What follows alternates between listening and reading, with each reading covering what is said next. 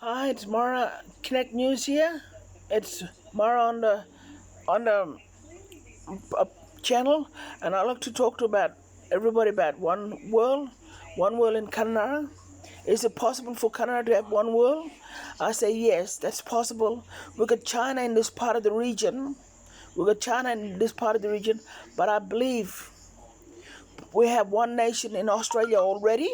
We have one nation in Australia already, and this must operate in Canada as well. This must, by the authority of the World Court, this must operate in Canada as well in the Kimberley. And when you look at Pauline Hanson and his party, it's called One Nation. Just come along to this part of the world and you'll see it's a beautiful place, and you'll see that Canada is a place that if it can offer something to China, well, One Nation can offer a better deal to Kununurra. You got a lot of young people here that do work. They come and play, indigenous people, non-indigenous people, and we got some people that come here to live. Some people call Kununurra home forever. Some people have their businesses here, but we've got a lot of juveniles that's breaking in, stealing and all that. But that's because at the moment in Canada we don't have a law where we can look after our young people. But I believe one world will look after the people of Canada. I say One Nation of Australia, One Nation government, One Nation run by Pauline Hanson. It'll look after Kununurra in this part of the region because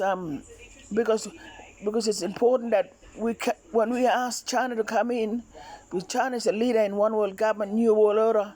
Well, when we have that coming to Australia, especially in Kununurra, where China's been buying here and there land everywhere, including Australia. Well, we got one nation in Australia, and I believe China didn't go through the process of One Nation, and China must give the signature back to One Nation. One Nation is here in Canada. One Nation is in Australia. One Nation in Tasmania. One Nation is in surrounding islands of Australia. It's here. We have One Nation already. We don't need another one in Canada. But if Hmong people are asking for China, well, then they must bow down. The Hmong people must bow down and give it back to One Nation Party of Australia, because that's a rule book. Australia already have one world, one nation. That's a rule book. And I know China is buying up land in the Pacific Islands, all over the Pacific Islands. And but I believe that's China buying up land in the Pacific Island and all that. I believe, and in this part of the region, I believe it's not the real deal. It's not the real dollar.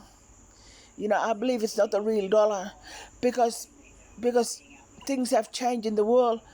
Everything has increased. Everything is the value is increased. The debts are increased.